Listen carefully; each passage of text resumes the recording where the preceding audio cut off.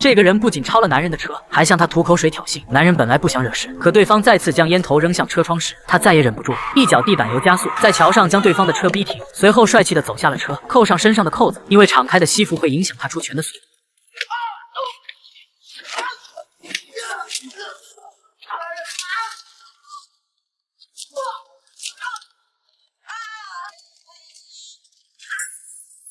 还没解气的单宇拔下了对方的车钥匙，用力扔到了桥下，潇洒的开车离去。男人叫单宇，是青龙帮的头号打手，为人沉着冷静，做事雷厉风行。只要有人在厂子里闹事，他便不慌不忙地叫上小弟，来到客人房间，首先礼貌地鞠躬致歉。但要是客人敬酒不吃吃罚酒，他就开始倒数。但这几人明显没把他放在眼里。随后他让小弟把门关上。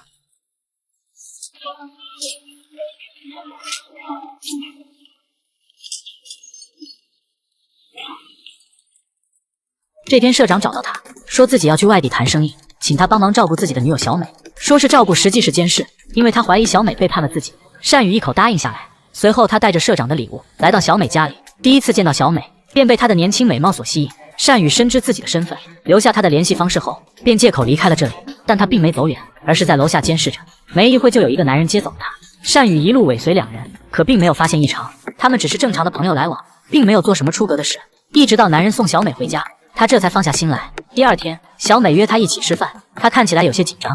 饭后，他送小美去练琴，看着小美优雅的模样，他不禁有些心动。晚上，他来接小美回去，却看到那个男人又来了，他赶紧扭头离开，还听到两人谈论今晚睡哪里。看到男人送小美回家后，单宇也准备驾车离开，殊不知这一切都被小美看在眼里。途中，他接了个电话，结果差点发生车祸，好在他及时躲开了。但很快他就发现了不对劲，刚才那辆车正是那个男人的，于是他立即调转车头，迅速回到小美家里，门口果然停着那辆车，他直接翻墙进入院内。小美看到单宇，顿时惊慌失措，而男人正好从卫生间出来，男人转身就想开溜，结果被单宇一脚踹翻在地。他拿出电话想要给社长汇报，但最终他还是犹豫了，因为他知道这个电话如果拨出去，两人都会没命。他让两人忘掉今天的事情，以后都不许再见面。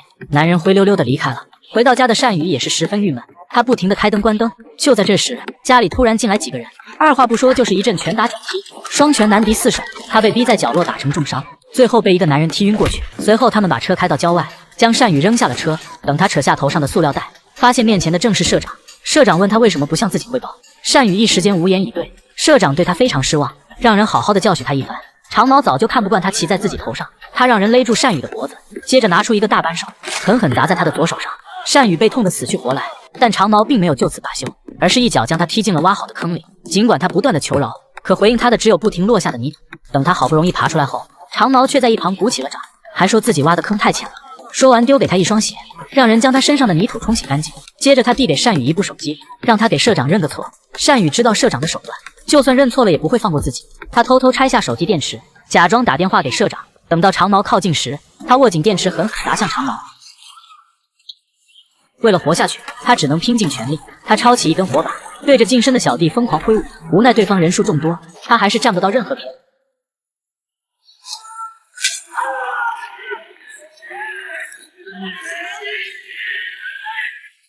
他们一路打到屋外，单宇冲出来放倒了门口的小弟，随后他打开车门，躲进了车里。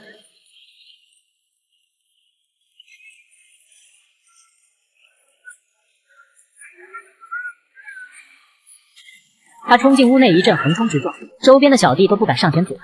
最后他咬紧牙关，猛踩油门，直接撞穿墙壁，甩掉众人，成功逃离了这里。长毛急忙给社长打去电话，社长得知消息被气个半死，他知道单宇也不是好惹，于是立马找来电梯战神强哥，让他出面去干掉对方。单宇问他为什么要杀自己，强哥故作淡定的打着哈哈，手却悄悄伸进了兜里，趁着单宇不注意，他掏出了一把小刀。单宇捂着伤口倒下了。这时强哥也放松了警惕，说是社长要干掉他。没想到单宇掏出手枪，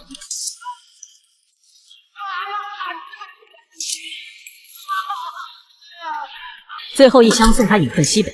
干掉强哥之后，他来到卫生间，简单的处理了一下伤口，看着镜中的自己，他不明白自己为帮会出生入死，最后怎么会落得如此下场。随后他来到社长的酒店，先是找到长毛，长毛刚掏出小刀，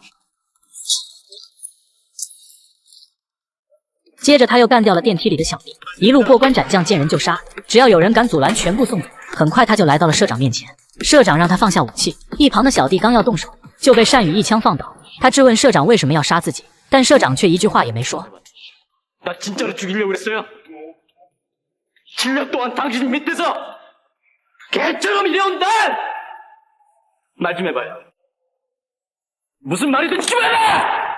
社长被问得哑口无言，此时他知道说什么都没用了。单宇看着镜中狼狈的自己，他也不再犹豫，抬手一枪干掉了社长。就在这时，单宇也被打中头部，好在只是擦伤，他顺势倒了下去，紧紧握住手里的枪。几人刚走下台阶，单宇突然开枪，现场顿时一片混乱。